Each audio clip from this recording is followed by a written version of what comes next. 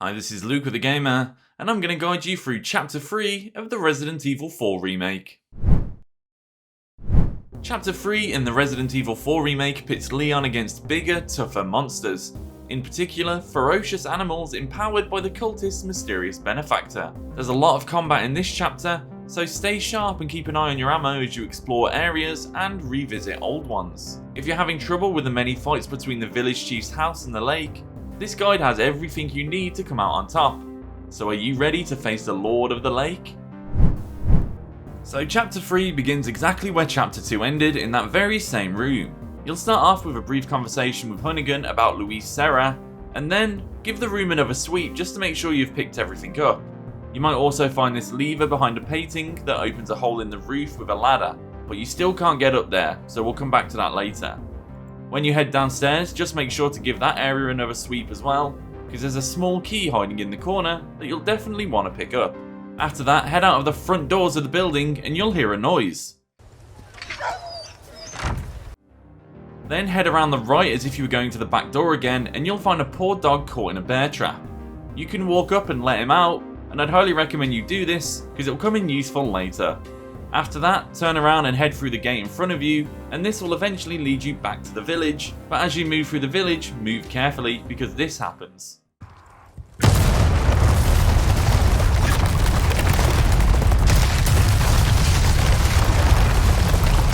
After that, some dogs will pop up and attempt to attack you, so put them down quickly and keep an eye on them because they can mutate in the same way that villagers do and require a knife finisher when they're on the ground. Once you've cleared them out, go and check this building to the left again.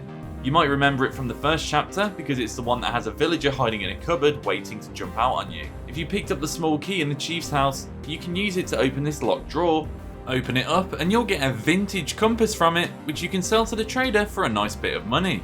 Go through this house on the right, it will be padlocked, so you'll need to break that lock first, but do not rush through the door as they've rigged it with an explosive trap now. So disable that and head to the room in the back, but move slowly because a villager will be waiting for you and another one will jump through the window. Once you've dealt with them, head towards the main town hall, but instead of going straight in, go around to the left. There might be a villager there, but you can quickly stealth kill them. And then if you look at the back, you can find a chest with a treasure in it. This time around, it's an ornate necklace which can have multiple gemstones slotted into it. And also there is a well behind you, and if you drop down here you can find a few more barrels to smash for some supplies. Other than that, if you're happy you've done everything you can in the area, it's time to head through the town hall. Use the insignia key to unlock the front door and head on in. There's nothing huge in here, but at the back of the room before the exit there is a case with a first aid spray, and there's a couple of drawers throughout the room that might have some useful supplies in them. Head out the back door and look! It's our old friend the merchant. Go and talk to him, and if you haven't bought it already, he'll offer you 20% off the bolt thrower, so now would be the best time to pick it up. After you're done dealing with the merchant, there's a couple of barrels nearby to smash, and there's also a request on the wall, this time asking you to sell 3 vipers to the merchant. Otherwise, proceed up the pathway and eventually you'll find the church with a huge graveyard in front of it. Take a step around to your right for this little shack, and when you go inside there'll be an unaware enemy inside who you can quickly stealth kill. There's another enemy in the graveyard digging up the ground who also can be quickly stealth killed. After you've killed him, take a step back and look for these 2 gravestones that are right next to each other. Shoot out the logos in the centre to complete a request that you haven't found yet. And then if you go back around to the house where you killed the first enemy and look up towards the trees, you can find a gemstone hanging above. Proceed onwards to the church and another cutscene will play in which you'll see that it's locked up tight and clearly requires something to open the gate. You'll call Hunnigan to discuss this and then head to your right. There's a small gap between a locked gate and a church and you can head up there. First of all, head all the way to the end of this little corridor and you'll find a treasure chest with an elegant headdress in it that you can sell for some money. You can also climb this ladder to the left and you'll find a flash grenade up here. But as you see, my inventory was a little cramped, so I had to make some space. Once you're done looting the area, there's a small room in the side of the church. In here you'll find a map of the lake, a picture of Baby Eagle, and a locked drawer that requires a small key. We'll come back to that later. There's also a typewriter in the corner of the room if you want to save your game. Next, interact with the trapdoor in the floor and you can open it up and drop down. Exit the tunnel to your left and proceed down that path, and you'll encounter some more villagers. The first of which will be stood on a roof and throwing molotovs at you. Clear out all of these guys, and then head into the building underneath that first villager you saw. There's a box in the corner, and when you smash it, there'll be a viper inside, so have your knife ready to kill it without taking any damage. Then climb on the roof of the building you were just in, and you'll notice some more villagers are approaching from behind, and there'll be another villager along the way who's going to start throwing molotovs at you, so watch out for them. Continue to proceed down this path. You might run into a few more villagers along the way until you come into a sort of rock tunnel. You should move slowly through here because, as you can see, I almost very nearly ran into an explosive trap. So shoot that or disarm it and continue onwards. Along the way you'll find another notice for the second set of blue medallions in the game, the first of which can be found just ahead. But when you walk through into this area, the first thing you're going to find is there's a couple of dogs that are going to attack you. So once you've dealt with them, pull out your rifle and look up to this structure, and you can see a blue medallion hanging off it. And just right next to it, there's a casket with another treasure in it, so shoot that as well. Continuing forwards, you'll find another box with that weird lock on it, but we still can't open these, so don't worry about it. Then you'll spot some purple flame. Follow that path and it'll bring you into a room where you'll find the merchant again.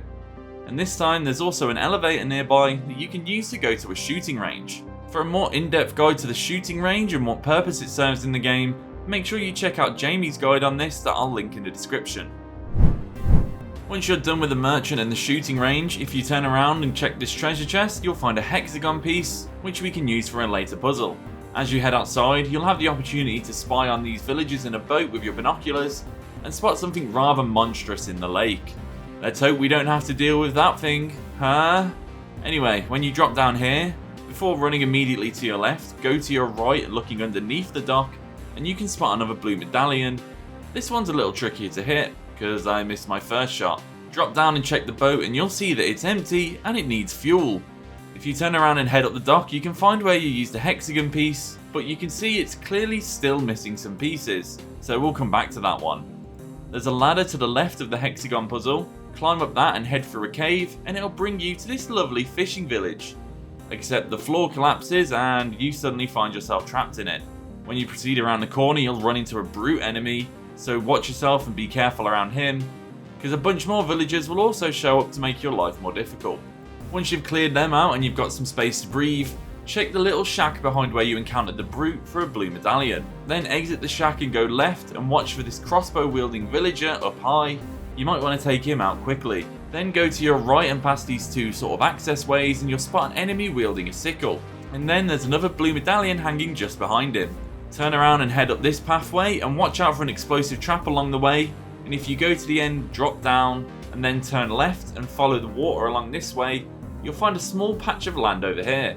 And hanging off the wood is another treasure. This time it's an antique pipe. After you've got the pipe, go back to near where you found that last blue medallion and head back up the same ramp you were up before and proceed to your left. Proceed carefully though, as there's an explosive trap, and I failed to spot this one and walked straight into it. When you drop off the bridge you're on, first go underneath it to find the last blue medallion.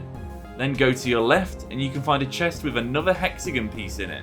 Also around this area, I just happened to find 2 more snakes, so keep an eye on the ground and you might be able to find some more to finish that request you've got. Then you'll need to head into this shack at the back, but it is locked, so smash the lock and head inside, and you can find the boat fuel quite easily. After you grab the boat fuel, look up and you can spot another casket hanging from the roof. This time it has a silver token in it which can be used at the shooting range to try and get some better charms.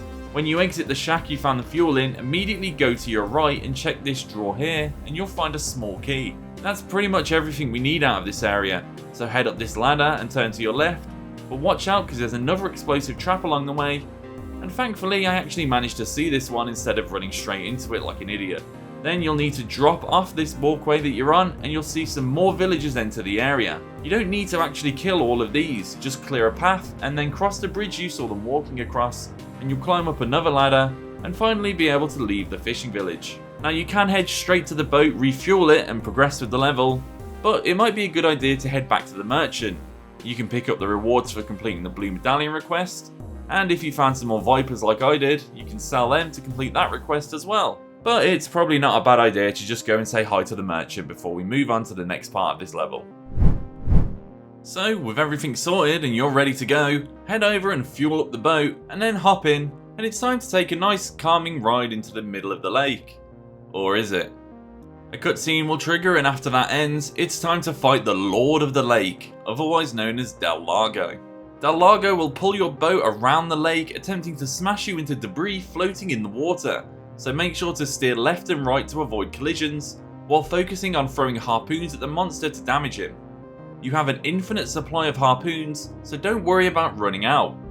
And you can actually deal a lot of damage early in the fight by moving as far to the right as you can, and throwing harpoons at Del Lago's side, since he's much easier to hit from this angle than from behind. Occasionally, the Lord of the Lake will leap out of the water at you. If that happens, pull hard to either side to get out of the way, because this attack can't be stopped and deals heavy damage to the boat if it hits. When the monster dives deep, things will go quiet for a bit, but watch for swells in the water and listen for Del Lago to surface. He always resumes the battle by charging straight at the boat, but you can stop him with a harpoon to the face just before impact. If you miss and he catches the boat in his jaws, you need to rapidly press the action button to escape. The Lord of the Lake takes a lot of damage and grows increasingly frantic as his health dwindles. Expect him to make frequent jump attacks towards the end of the fight, but if he's doing that, then that means you've almost won. Once the beast is dead, a cutscene will play and the chapter will come to an end. So that's how to beat Chapter 3 in the Resident Evil 4 remake. Thanks for watching, and if you think I've missed anything, then feel free to leave it in the comments below. And otherwise, check out thegamer.com for more.